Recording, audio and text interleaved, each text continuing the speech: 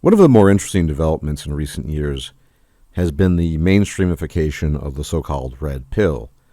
In fact, these days it's sort of common knowledge as to what the quote-unquote red pill is, although that's something we'll talk about. For example, you have a lot of normie streamers such as Destiny and others who get onto these chats with people such as Fresh and Fit, or even the so-called godfather himself, Rollo Tomassi, and have discussions about the red pill.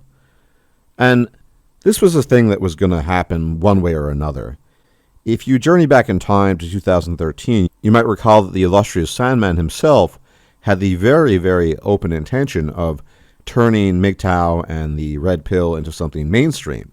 He wanted to create a McDonald's-style business so the message could spread. At least that's what he claimed. He wanted to spread the message because he wasn't having it with the old fuddy-duddies talking about these things without the greater public getting access to it.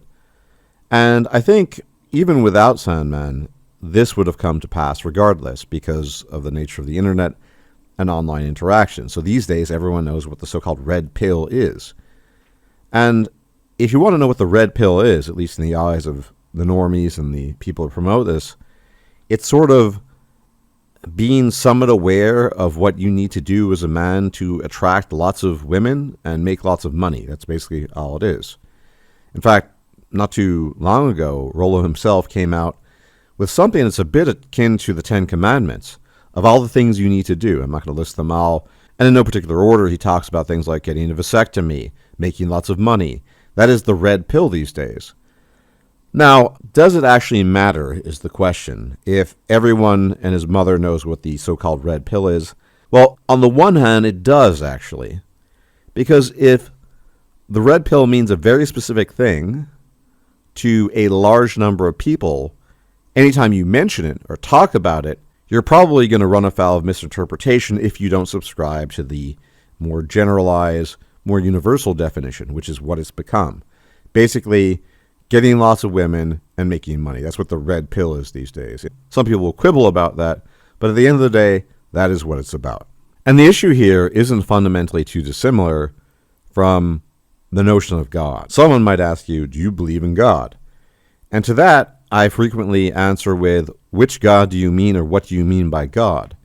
Now, it's true that I don't really subscribe to any notion of any deity, but it is helpful because, again, if you say you believe in the red pill, if you're talking to a normie, someone who's acquainted with the mainstreamified version of it, then when you say you believe in whatever it is the red pill is, in this case, making money and getting lots of girls, then that's what they're going to think about you.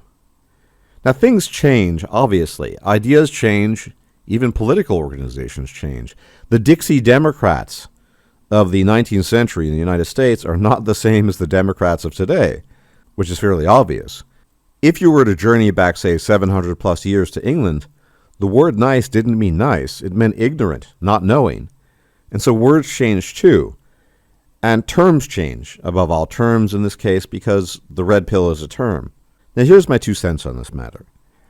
I don't have much time, patience, or really interest in the mainstreamified version of the red pill, of the endless bro debates between people like Destiny and Rollo Tomassi and Fresh and Fit. It's obviously red meat. It's there for entertainment, which is all well and good, and I'm glad someone can enjoy that. Inasmuch as I even want to talk about pills, and I do talk about pills, I think the metaphor is still useful. It's just that red pill has become fairly co-opted and, again, just too mainstream.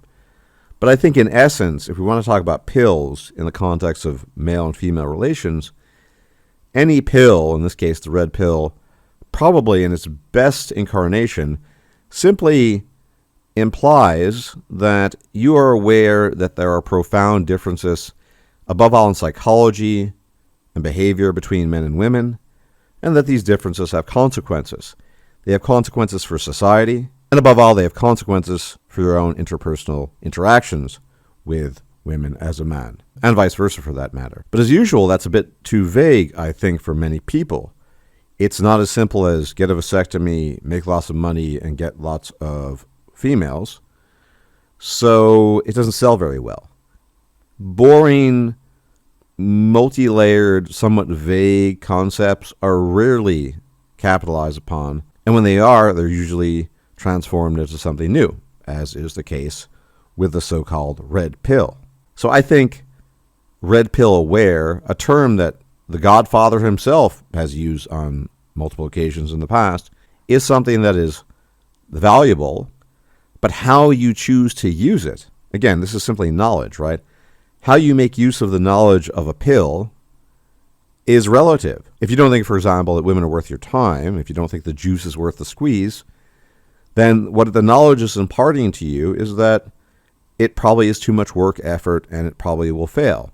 If, on the other hand, you want to make use of quote-unquote red pill knowledge to acquire lots of females, to conquer the battlefield, as it were, then that's a different use. And again, to give some credit where it's due, I'm not a huge fan of Rollo Tomassi. He has historically distinguished between ideology and praxeology. And I think that's where the key difference lies these days between red pill in the mainstream, which has become an ideology, and the praxeology aspect of it, in the sense that, yeah, look, here are these things, here's what you ideally should know, and what you do with that knowledge is up to you, right? It's really about the knowledge at the end of the day. And that is not a very, how should I put it, monetizable message if you want to broadcast hundreds, maybe even thousands of podcasts and discussions online to people to keep them in the red meat loop, to keep them entertained. But in the end, it was going to happen anyway.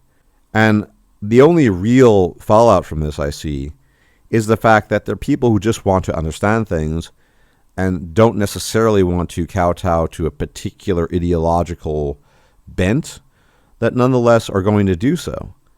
Because usually the people that fall for gurus, and we're talking about a lot of gurus here, from Rollo to Fresh and Fit, and even to Destiny in his own respect and manner, is they're looking for answers to something. And gurus are always all too willing to provide answers. Their answers, their way or the highway typically, but that's how they operate. So the current incarnation of the so-called red pill is great for that. Not so great if you want nuance, not so great if you want to have a discussion about things that isn't particularly ideological, and also opens up the discussion to multiple pathways, not just one rigid thou must, thou shalt, etc., etc.